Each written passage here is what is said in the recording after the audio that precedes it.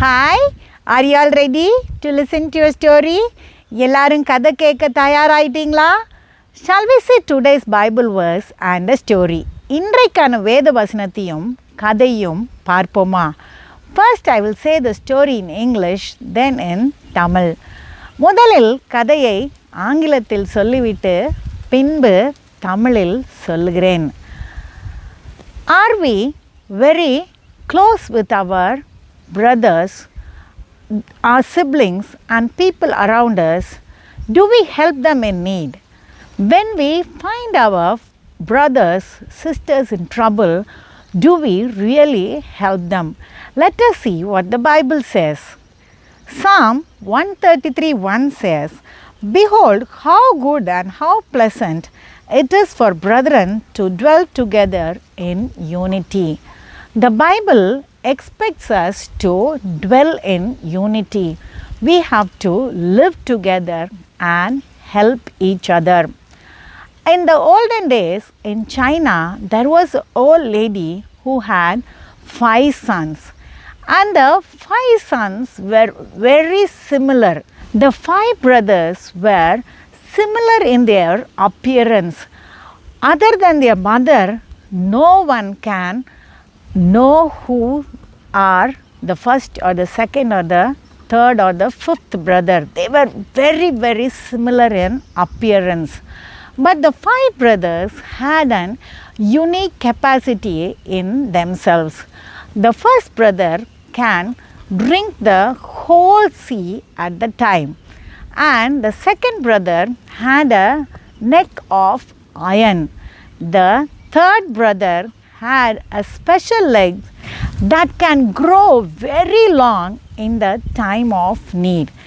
The fifth brother was heat resistant, maybe even fire resistant, and the fifth brother can hold his breath for even 3 or 4 days.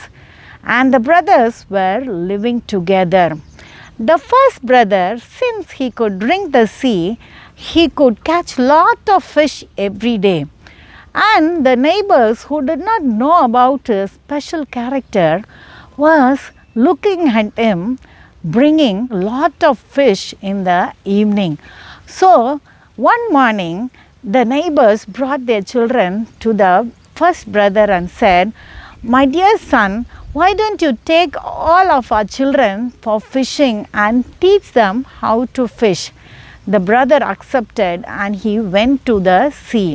He drank the whole sea and he told the children to collect fish. The children were overjoyed to collect fish from the land, the seabed. They were collecting the fish, and only for a few hours the brother could hold the water in his stomach. So he was calling out to the children, warning the children to stop picking fish and come out. But the children did not listen.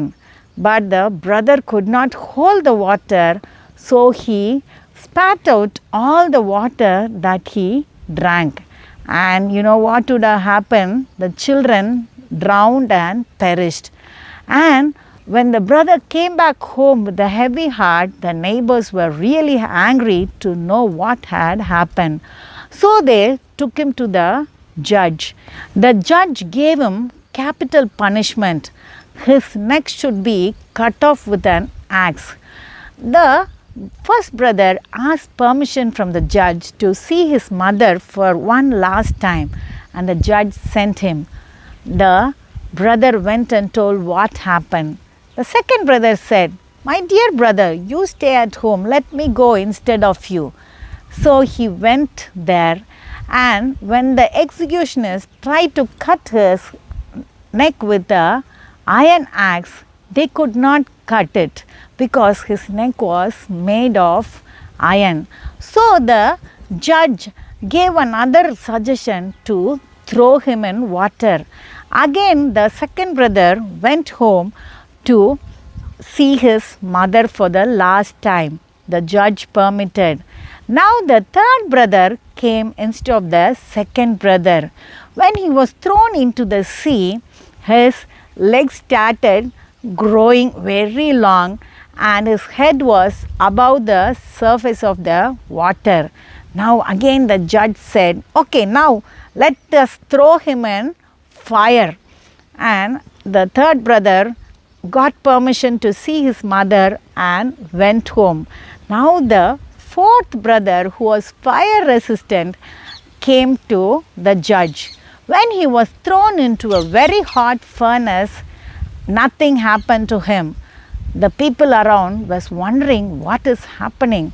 Now again the judge changed the judgment, saying, let us bury this fellow because nothing is killing him. Now the fourth brother went back to see his mother with the judge's permission. Now the fifth brother came instead of the fourth brother. He was buried in a pit. And after everyone left the place, the other four brothers went to the spot and dug out their brother, and he came out happily.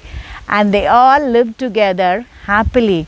This happened because the brothers were ready to help each other in the time of trouble.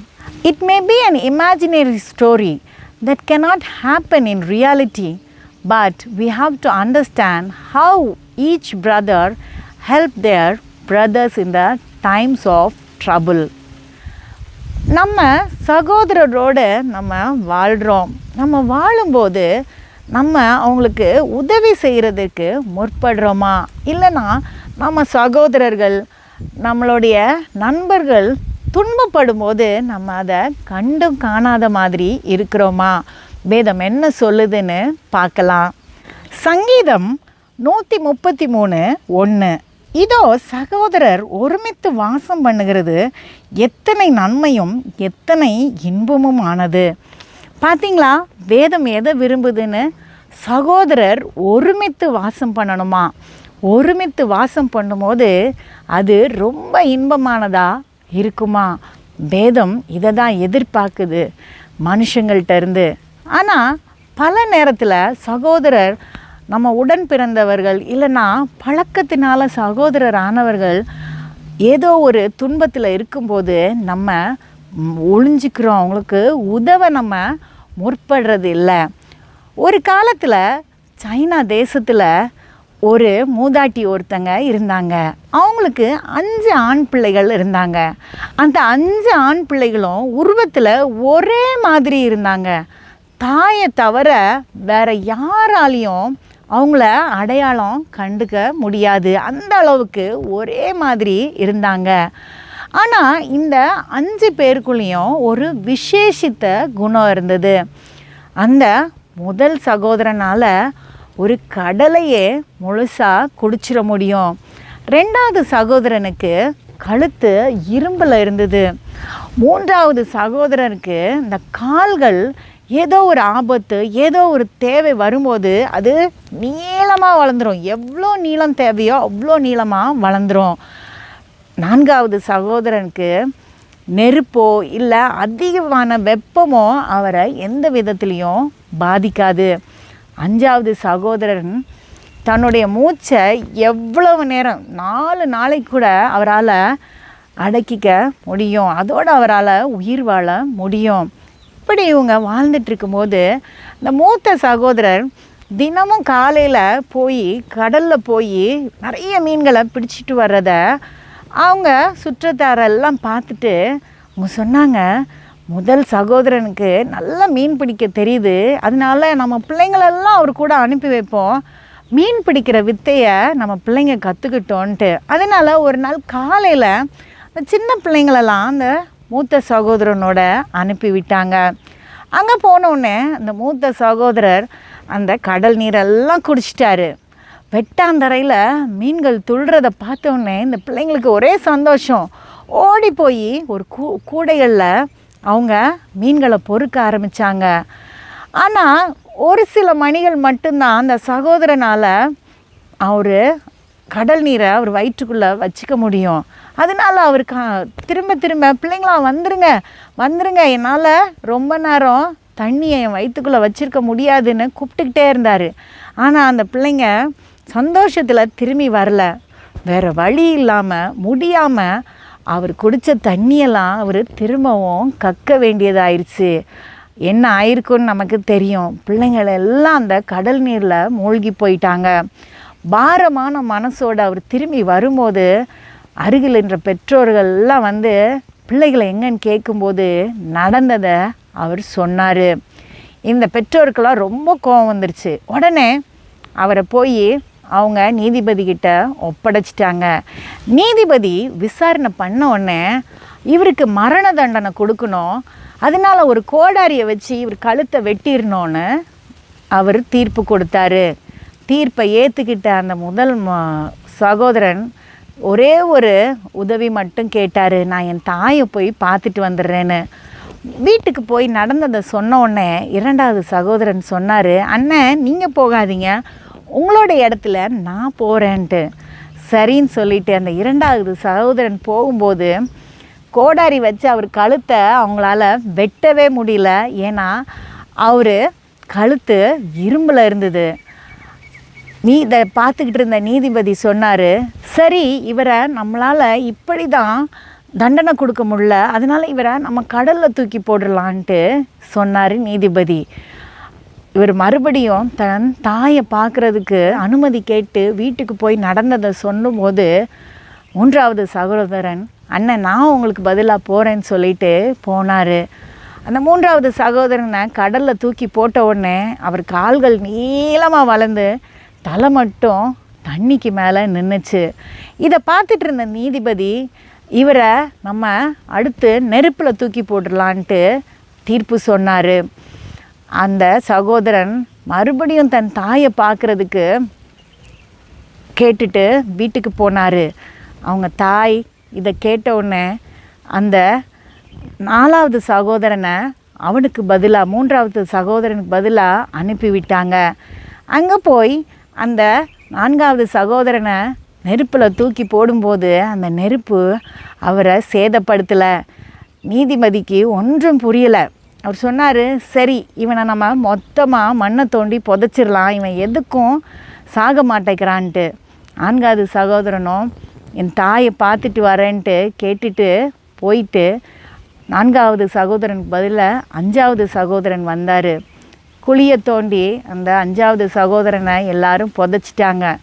புதைச்சிட்டு அவங்கெல்லாம் போன பிறகு இரவு வேளையில் மீதி 4 சகோதரர்களும் வந்து அந்த குழியை தோண்டி அந்த அஞ்சாவது சகோதரனை காப்பாற்றினாங்க. அதுக்கப்புறம் இந்த 6 பேரும் ரொம்ப சந்தோஷமாக வாழ்ந்தாங்க. இது எப்படின்னா ஒருவருடைய உதவி ஒருவருக்கு இருந்ததுனால தான் அவங்களால பிழைக்க முடிஞ்சுது. இது ஒருவேளை ஒரு கற்பனை கதையாக இருக்கலாம், இது உண்மைக்கு புறம்பாக இருக்கலாம். ஆனால் இதில் எப்படி ஒரு சகோதரர் இன்னொரு சகோதரருக்கு உதவி செஞ்சாருன்றது தான் நம்ம கவனமாக கவனிக்கணும். அடுத்த கதையில் சந்திப்போம். Let us meet in the next story.